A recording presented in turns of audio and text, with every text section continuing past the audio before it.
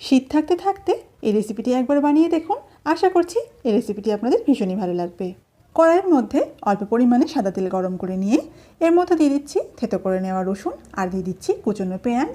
সব জিনিসগুলোকে ঝটপট খুব ভালো করে একবার নাড়াচাড়া করে নিয়ে এতে দিয়ে দিচ্ছি গ্রেট করে নেওয়া গাজর আর দিয়ে দিচ্ছি গ্রেট করে নেওয়া বাঁধাকপি।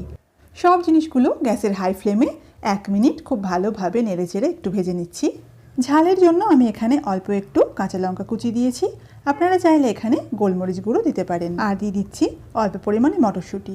তারপর আবারও সব জিনিসগুলোকে ঝটপট মিশিয়ে নিয়ে এতে দিয়ে দিচ্ছি পরিমাণ মতো জল। এই রেসিপির সমস্ত উপকরণের পরিমাণগুলো আমি ডেসক্রিপশন বক্সে দিয়ে দেবো, আপনারা সেখান থেকে একটু দেখে নেবেন।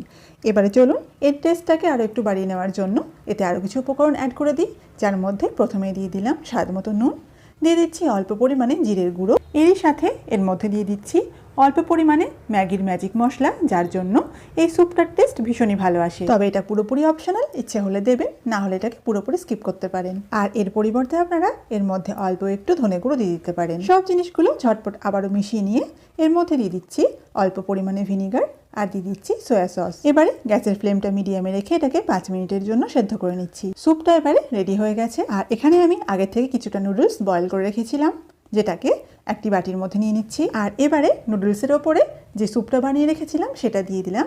ব্যাস, এটা গরম গরম খাওয়ার জন্য একদম রেডি হয়ে গেছে। বন্ধুরা, ভিডিওটি ভালো লেগে থাকলে অবশ্যই লাইক, শেয়ার, কমেন্ট করতে ভুলবেন না।